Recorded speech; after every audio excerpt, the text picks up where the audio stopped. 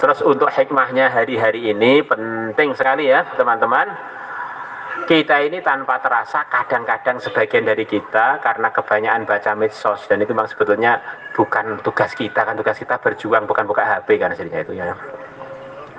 Akhirnya ini kita nggak terasa masuk di dunia yang bukan dunia yang sebetulnya kita pahami, dunia perpolitikan, dunia komentari pemerintah, dunia ngeritik ini ngeritik itu yang sebetulnya kita nggak paham. Bahkan komentari tokoh yang kita juga nggak tahu sebetulnya muwajah belum pernah. Akhirnya kita ini jadi orang yang sepertinya yang berfungsi hanya kupingnya, matanya nggak berfungsi. Akhirnya melihat dengan kuping bukan dengan mata, ya akhirnya nabrak-nabrak. Jadi nggak terasa medsos-medsos yang biasa kita baca itu mengarah isinya orang-orang yang tidak dewasa, mengarah banyak ngutuk bukan banyak mendoakan baik umat, banyak ngeritik bukan pengen islah. Nah itu kalau kita baca terus kan lama-lama kita terbentuk, akhirnya kita ini jadi bukan seperti mizat 6 sifat lagi ya, sifatnya tambah sifat yang ketujuh, melaknat. Sifat yang ketujuh ngarang dewe sebab medsos, sifat yang ketujuh memperbanyak laknat. Wos, hancurkan, ini lengserkan, ini hancurkan, ini butakan. Astagfirullah. Jadi ciloko. Ini sudah bukan bahasanya orang tabligh dan bukan bahasanya Sayyidul Anbiya rahmatan lil alamin. Ini penting loh, kita ini kadang-kadang nggak tahu.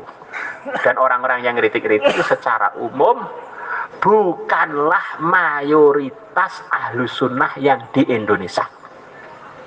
Maka kalau kita ikut grup mereka, sama aja kita mengecilkan perjuangan dakwah kita, perjuangan pesantren kita. Kita nggak mengatakan penguasa-penguasa itu selalu benar, tidak. Tetapi kalau kita ini menjadi pembenci, ya bagaimana kita mau bisa dakwah? Kalau kita ini menjadi oposisi, bagaimana kita mesti menjadi? Kita ini pengen jadi orang tua. Jadilah orang tua, jangan jadi saingan. Kita jadi masuk jadi saingan, nggak sadar. Bisa lihat kok grup-grupnya Al-Fatah secara umum tuh banyak terkontaminasi komentar-komentar terutama selepas pilihan presiden 0102 itu. Sampai sekarang itu belum hilang kesannya itu. Banyak yang belum hilang.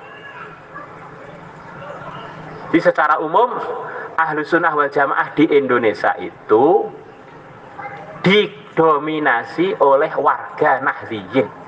Yang disanalah terdidik Pondok Al-Fatah, yang disanalah muncul Kiai Mahmud, disanalah muncul Kiai Uzair, itu dari didikan warga Nahdliyin.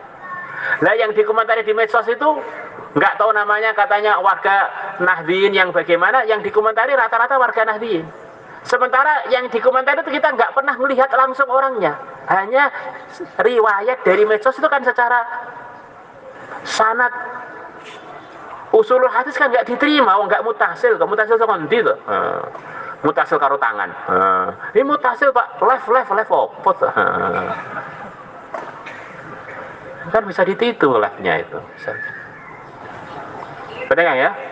Jangan sampai terus keluar dari cabang Al-Fatah, takbir, kanggo ngelawan opo, kanggo ngelawan apa? Ternyata ngelawan konsolidasi yang Ahlus Sunnah. Sementara yang banyak komentar, banyak yang mengarah dia tidak bermadhab.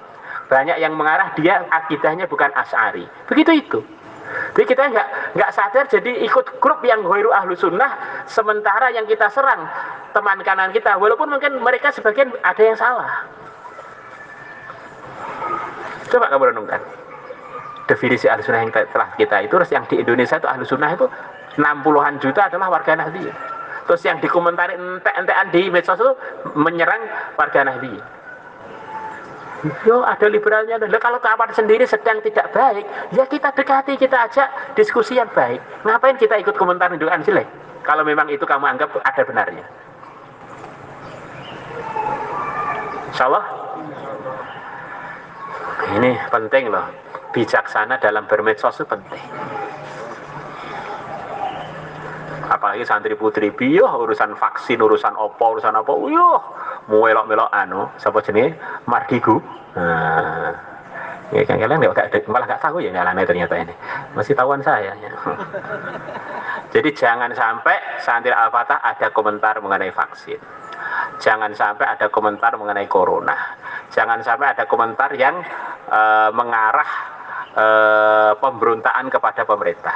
Jangan ada mengarah menyalahkan TNI Polri, jangan ada. Itu bukan didikan kita.